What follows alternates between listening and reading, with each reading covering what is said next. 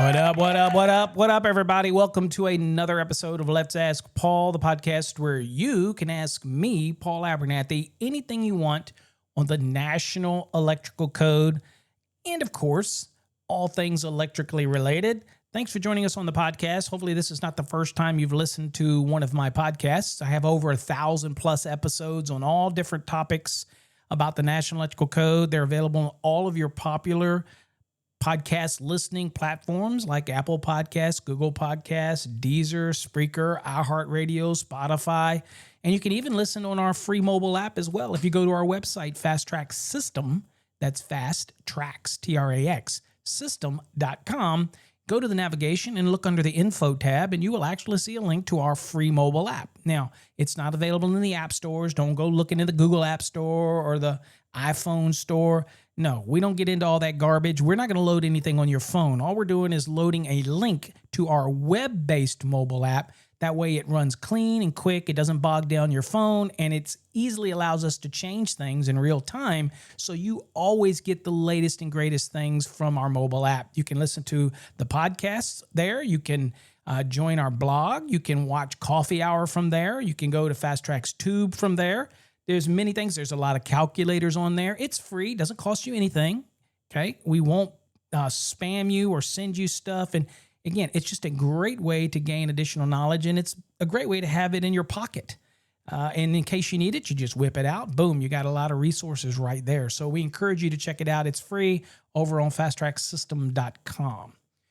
All right. Well, today's episode, I did have a question that came in, and I wanted to address it. And in this question, it's about a change that's coming, or they heard that there's a change coming to the 2026 edition of the National Electrical Code, and they wanted to know how it will impact them. So I'll read it, and of course, then we'll dig deep into it and elaborate on it, because it is a change that will impact you even if you're in the 2017 or 2020. It's going to impact you in a sense that it's going to do something that you don't really have to do anything, but it's going to fix itself in case you run into that random issue with an inspector who makes a statement because they don't understand listings, but you're going to be covered. And that's what we're going to talk about today. So here's what it says. It says, "Hey, Paul, love the podcast. I love joining you every morning on Coffee Hour. I have a question. I'm hearing through the grapevine that in the 2026 edition of the National Electrical Code, that the fasteners, i.e. staples, straps, hangers, are going to be required to be listed where they've never been required to be listed before. Is this true, or am I hearing rumors like the old TikTok rumors that I know you hate? Thanks." What does he say here? Oh, he says, "Thank you for all you do for the industry, and I look forward to hearing your reply." All right, so great. I thank you for that. That was also done from over at paulabernathy.com, where you can submit things too. And I will start out by, people always say, "Paul, you're very long-winded." So have you ever thought of doing an executive summary? Okay, so I'm going to do one right now. My executive summary is you are 100% correct that they are going to be moving to require listing for staples, straps, and hangers. Okay, moving forward in the 2026 edition of the National Electrical Code. Now, that's going to be in the .2, which is going to be now where we go to listings for different wiring methods. So it's going to tell you different things. So for my example today, I'll just make it easy for us. We will look at non-metallic sheath cable, Article 334. We'll look at that because that's the one I feel that impacts the most people, because we're so used to using staples. And, you get staples, you simply, I teach apprentices, actually, believe it or not, I would teach them how to drive a staple, because there's a misconception about, like, they have to drive the freaking staples so tight to basically almost embed the cable into the wood. And that's not how you drive a staple. I tell students all the time, drive it until it barely touches the cable, or just shy of touching the cable. It's perfectly fine. All it's there to do is hold it in place, right? So, keep it in the middle of the framing member, that type of scenario, right? Okay, so we're going to see a change in the 2026 edition of the National Electrical Code. It's nothing so much that you electricians have to worry about. This really has the manufacturers scrambling. And the manufacturers are scrambling because staples, straps, hangers have never been required to be listed before as far as the National Electrical Code, although there is a UL standard out there regarding it. And that UL standard is 2239, and it has been around for quite a long time. The name of that standard is the Standard for Safety for Hardware for the Support of Conduit, Tubing, and Cable. And that was actually introduced nearly 20 years ago, so it's not something new. But as far as the National Electrical Code was concerned, and as far as manufacturers who made those securing and supporting components, that hardware like staples and straps, they never had to go through that evaluation. So now all of the manufacturers of staples, straps, and hangers are going to be going through evaluation and trying to get their products evaluated before the 2026 NEC is published. And if they're after the publishing, typically it's a little bit of a lag time before any states adopt it. Usually like Massachusetts is the first, a la the area of NFPA, if you will. But they'll get it, and then states will start to adopt it. Next will probably be like Texas and whatnot. So the manufacturers realize that under the 2026 code, if they don't have a listed strap, staple, or hanger, then they will not be able to have a compliant electrical install because it requires that they be listed splices, listed straps, listed hangers, right? And they're like, okay, well, we have to rapidly get our products evaluated. Well, that's great for the third party, the NRTLs like the UL and ETL, Intertech, and all these other. If they actually evaluate to 2239, then they're like, bring it to me, baby. Bring it to me, because the fastening folks never had to go through this before unless they did it voluntarily. Now they do. And so that's where you're going to see the scramble. Now, as far as the electrician's concerned, if you're in the 2017, say in Tennessee, some of those areas that are still lingering behind, hey, Tennessee, wake up, come on. Or other states that are lingering behind, it doesn't matter whether it's 2017, 2020, 2023. Currently, in those editions of the NEC, it's not a requirement for the fasteners like staples, straps, and hangers to be listed. Now, they may be identified for a specific application, and that's what they've been getting away with, but they're not listed. But there was nothing in the NEC that required them to be listed. And many people confused the part of the code where it said that the cable and the fittings have to be listed. And so they would say, well, I consider the strap or the staple to be a fitting. Well, we use that as inspectors as a way to impose that. But the reality is, if that would be me telling you you can't use any staples in a dwelling, for example, because I think that they need to be listed. Well, moving forward in the 2026 edition, they will be. And by manufacturers doing this, you're not going to have to worry about it regardless of a previous edition of the NEC when it comes to any of that argument, because obviously the products that you're going to buy are going to be listed moving forward in that date. So 2026 is going to requirement. So that's the manufacturers are all racing to get that done, right? Okay, so but what I wanted to kind of show you a little bit, or at least I would talk about it, is what does it say? And we'll talk about the two significant ones that I think is 334 for non-metallic sheath cable, and then, of course, MC cable. Because that's pound for pound, there's probably more of that product installed per foot that we have to worry about. And yes, there's a lot of raceways out there, and yes, the rules are still going to apply to, for example, EMT, because if you go look at EMT, it's going to pretty much say the same type of thing, if you will, right? It's basically the listing. And so associated fittings, factory elbows, EMT, all that type of stuff, but it's not going to say it in the same language as it is for the non-metallic sheath cable and for like something like an MC cable, right? It's just going to say it differently, all right? So that's the thing that we want to talk about and point out. So let's do that first. Let's look at 334 in the 2026 edition of the NEC, and we can do that because you can go in and look at it at the second draft stage. And of course, we've been through the NITMAMs. They're done and all that type of stuff.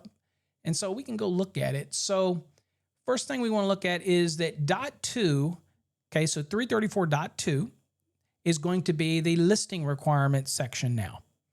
It's not .6 anymore. It's going to be .2.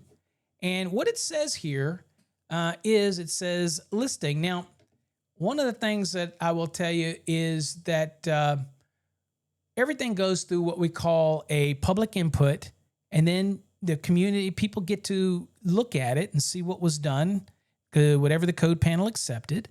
And then, of course, it goes back out for publication. And then other people will submit things to it and say, well, I disagree with this or that. And some did send in some public comments that says, you know what, I don't believe staples need to be listed. What's any different? A staple's a staple. I mean, you're not going to do anything different to it. So is a listed staple going to be any different than an unlisted staple? The only difference is manufacturer is going to have to pay a bunch of money to get their product listed now, and it's the exact same product. It's the exact same thing, okay? So anyway, so let's kind of look at what you're going to see in your 2026 edition of the NEC. It's going to say listing requirements. It says the following items shall be listed and identified. So it's not only going to be listed for use with, in this case, non-metallic sheath cable, but it also has to make sure that there's identifications or an identifier that's for use with a non-metallic sheath cable. Number one, obviously listed and labeled type NM and NMC cable. And by the way, I don't believe anybody makes the NMC anymore. It would be the it would be UF that would take the place of an NMC. So Article 340, we follow those rules typically, and they're going to kick you back to 334 for installations. So NM cable, NMC obviously has to be listed. Next, it says cable ties, staples, straps, and hangers. So now previously, cable ties did need to be listed, okay? But, for securing and supporting. But here, it's just now adding straps, it's adding staples, and it's adding hangers. All these now have to be listed, okay? So that means that the manufacturers are going to have to submit their products for evaluation under UL 2239, which has, again, been around for nearly 2 decades. And they're going to have to pay. And what that is also going to mean that the price of those little things that you see laying all over the floor that your apprentices and your helpers don't seem to care a lot about, but you as an owner go around and say, pick up that staple, pick up that wire nut, okay? So at the end of the day, staples are liable to increase in cost. And you're probably thinking, I don't care. It's not that much of an increase. But if manufacturers have to get evaluations done and they're going to pay, and I can tell you in the wire and cable industry, we pay per the foot of the use of a third-party mark. It's not a one-time fee. For example, we pay per use of foot in our selected NRTL that we choose. Same thing's going to happen. Are the manufacturers of staples going to have to pay per 500 staples or per staple or per box or per... I don't know how that's going to go, but it means that the manufacturers of these fasteners are going to now maybe not even change what they do. They're not going to change anything on their staple, but they're going to now have to have it evaluated, and they're going to pay more money for that evaluation. And what does that do? That means the cost of your products are going to go up as well, okay? And you're going to have to carry that over to your customer. And then lastly, it says the NM and NMC cable fittings used for connecting cables to boxes, cabinets, or other equipment. Again, so those are the actual fittings that are going to, like a connector or whatnot, that's going to transition the cable assembly to the actual box or cabinet, right, or other piece of equipment. That's a fitting. So that's got to be listed. And again, evaluated for use with the cable, that type of thing. Okay, we have to make sure clamping it down doesn't damage it, compress it. But again, you can't fix stupid. So you can take a staple in an unlisted staple versus a listed staple, it's still going to be the same staple, and it still could be driven too far, and it still could cause a problem. Now, I did not like the substantiation that was submitted by the gentleman that submitted it, because I believe that he has a vested interest in his public input. So I don't kind of like that. But at the end of the day, he makes a statement that it's going to make the staple safer. And I don't know how in the world that would make the staples safer. I really don't. But at the end of the day, it is going to drive up the cost of staples, right? So always keep that in mind. Now, when it comes to the next one, which is also, and we're just choosing two for this podcast, is the MC cable, metal clad cable, right? And it says basically the exact same thing. It tells you that the MC cable shall be listed and identified, which already was requirement for the MC cable. And that would go the same for the fittings that transition from the cable into a box or cabinet. That did not change. But what they added was that the cable ties, staples, straps, and hangers, okay, are to be listed and actually identified for their application. Now, I think all of the straps and staples and things like that probably were well identified by the manufacturer. Obviously, you buy a box of non-metallic sheath cable staples. On the side, it talks about non-metallic sheath cable, talks about the number of cables that the staple can hold, all those type of things, depending on the staples length that you get. I think they probably already do all this stuff. They just never were forced to have to go meet UL 2239. Now, some of them may have done it voluntarily. They just didn't need to print it on anything because there's no requirement. And you can't say that it's, UL listed unless it's evaluated to be a truthful statement, all right? So what's the point? You're not going to put the money in it if you don't have to do it. Well, starting in 2026, you are going to have to do it, right? So keeping those things in mind that we're seeing the expansion of that. And again, I'm not sure I like the code panel statement, but at the end of the day, it is what it is. I don't know that the manufacturers, like I said, of staples and straps are going to change anything. And I would expect them to pass the requirements of 2239 unless they're just grossly designed differently. And I don't know what would be different. I really don't. Is it the staple with the little insulator in it? It's going to be better than the staple without. I know people love different ones and hate them, but at the end of the day, it's still a freaking staple. Okay? So anyway, we'll see how that pans out. For you that are in an earlier cycle, you're not going to have to worry about it because when this happens, you're just automatically going to have listed fasteners like that. You're going to have listed staples, straps, and hangers. You're just going to have it, that type of thing.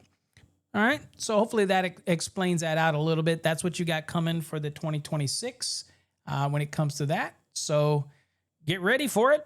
But guess what? Just sit back, relax, because you know what? I can promise you the manufacturers of those staples, straps, and hangers are scrambling right now to get their products for evaluation before the 2026 comes, so there's no blip in the road, right? No bubble that they got to worry about.